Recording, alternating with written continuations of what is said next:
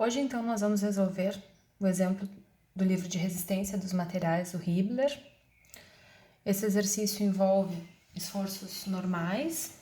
Nós temos, nesse caso, uma barra de aço, AD, que possui um diâmetro de 30 milímetros. Vejam que a área permanece constante, o diâmetro permanece constante, o módulo de elasticidade também é o mesmo, não tem variação de material ao longo da barra. E essa barra é submetida a um carregamento conforme é ilustrado aqui. Nós temos inicialmente 5 kN, 8 kN, 4 kN e 7 kN. E além disso, os comprimentos de cada trecho são identificados também, são fornecidos. A gente busca então calcular o deslocamento relativo entre os pontos A e D. Na resolução desse exemplo, a gente vai utilizar então aquela equação que ela vem do próprio conceito de tensão, de deformação e de lei de Hooke, que permite que a gente determine a variação do comprimento, conhecendo a solicitação, conhecendo o comprimento do trecho, conhecendo o material e conhecendo a seção transversal. Nesse problema em específico, nós temos uma barra, eu vou representar aqui essa barra através do seu eixo centro, que passa por todos os centroides de cada seção, e as solicitações nessa barra. Vejam que aqui nós temos 5 kN, depois no ponto B são 8 kN, no ponto C são 4 kN e finalmente na outra extremidade 7 kN. Vejam também que a gente pode identificar aqui, em função do material permanecer constante e da área ser constante nesse elemento, a gente consegue identificar 3 trechos. 1, 2, 3. Nesse trecho aqui, a gente tem a influência dessa solicitação. Quando a gente passa pelo ponto B, a gente tem que considerar a influência das duas. Quando passa pelo ponto C, tem que considerar a influência de tudo que está para esse lado ou analisar esse lado. Vou identificar aqui também os pontos A, B, C, D, conforme fornecido no enunciado do exemplo. E a gente vai então identificar como primeiro passo as solicitações em cada um dos trechos, porque a gente precisa da solicitação em cada um dos trechos para a resolução desse exemplo. Para isso, a gente vai fazer o diagrama do esforço normal. O diagrama do esforço normal, que nesse caso a unidade dele está em kilonewtons. E a gente vai entrar na estrutura pela esquerda, por esse lado.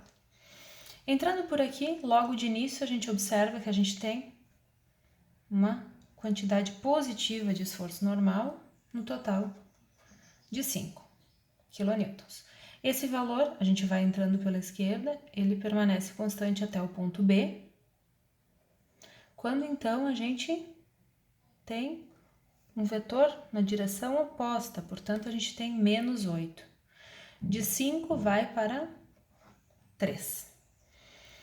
Continuando, entrando pela esquerda, a gente vai percorrendo esse trecho, ele permanece constante a solicitação, até que chega aqui nesse ponto C, onde a gente tem 4 kN, e isso faz com que a nossa solicitação normal vá a 7, permaneça constante até o final dessa barra que se encontra em equilíbrio.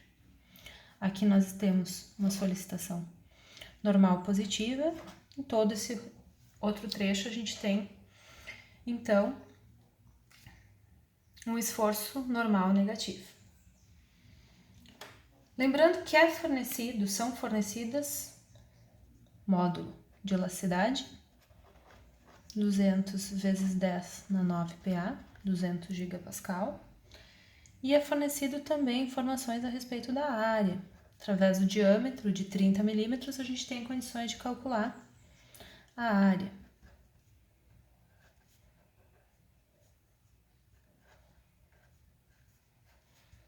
Aqui eu coloquei milímetro é 10 a menos 3 metros.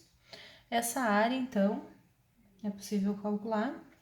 A gente encontra um valor de 7,069 vezes 10 na menos 4 metros ao quadrado. Aqui eu substituí o milímetro por menos 3 e coloquei o raio ao quadrado.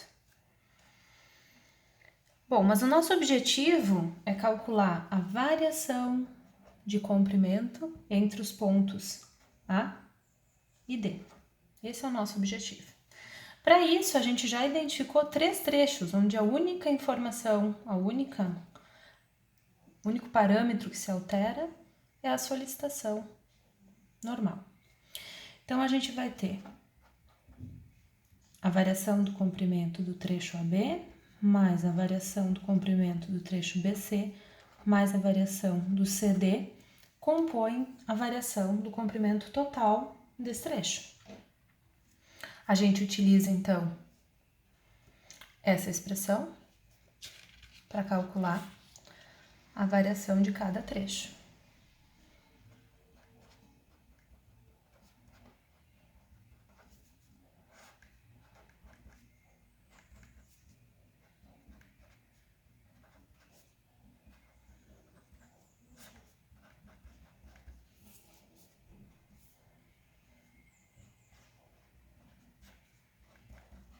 Eu coloquei aqui EA constantes, porque eles são constantes nesse problema. Aqui faltou o LCD.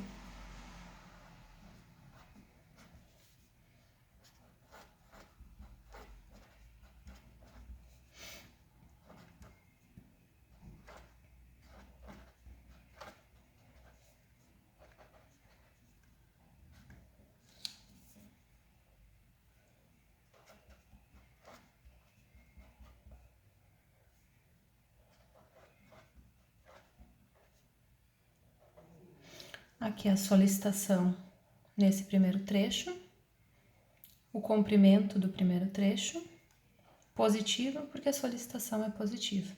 Os demais trechos, a solicitação é negativa.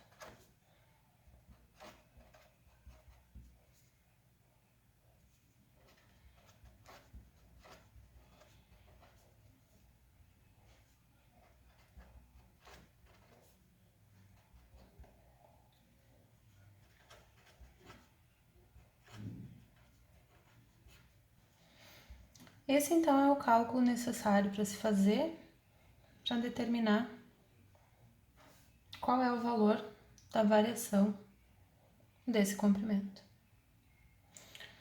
O resultado desse cálculo, a gente tem aqui 1,556 vezes 10 na menos 5 metros. Esses são os valores das solicitações, positivo no primeiro trecho, negativo nos demais, porque nós estamos com esforço normal. Esses são os comprimentos dados, módulo de elasticidade fornecido, área calculada.